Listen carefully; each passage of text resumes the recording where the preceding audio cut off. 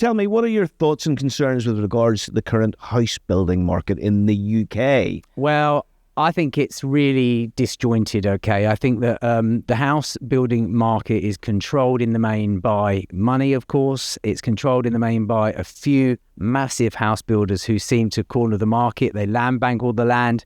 Local authorities get rolled over and pushed over by them quite often. The standards are fairly low because it's profit driven. And if you're a small developer or a small individual like me, trying to compete is really difficult because all we can get is the odd parcel of land. If we're lucky, an infill site is generally difficult, so the margins are less. So it is all a bit disjointed. And when you say it's profit driven, that's really taken away from the quality of what we're doing. Well, I think a good example of this is I know carpenters who are working in price work in new builds, and when they tell me what they get to second fix a 3-bedroom detached house, top to bottom, this is the skirtings, architraves, doors, window boards, all of the sort of staircase finishing and that sort of stuff, even fit the kitchens, it's peanuts. Now, when you consider how much the house will be sold for, there's no relationship between the profit and what the tradesmen get. And yet the tradesmen are the people that are delivering the final product. If it wasn't for us, you wouldn't have these houses, which are invariably bespoke. Absolutely.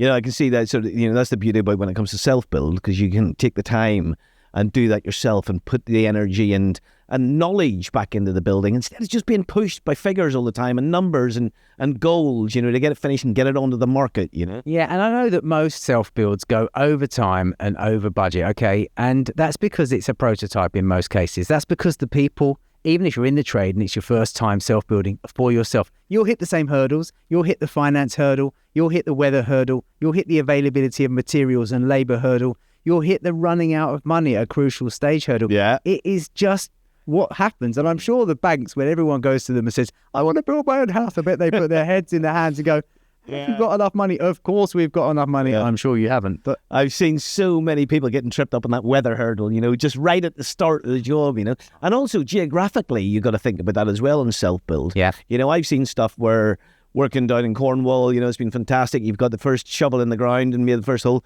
in April, but the same job is taking place in Scotland, and there's no way that's happening.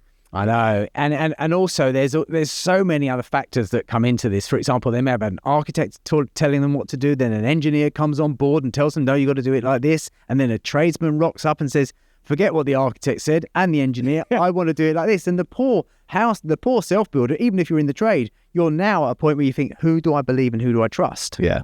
So it is difficult. Where do you think things need changing with regards to new build and how we approach construction, the materials we use and how we treat the trades and labour involved? Well, I think that it's going back to being disjointed. It's very disjointed. If you look at traditional house building, since the Fire of London, okay, it all went from wood to masonry because they learnt their lesson. And for many, many, many, many centuries, it stayed like that as well. Solid brickwork, up to wall plate, timber roof, maybe slate or handmade clay tiles or something like that.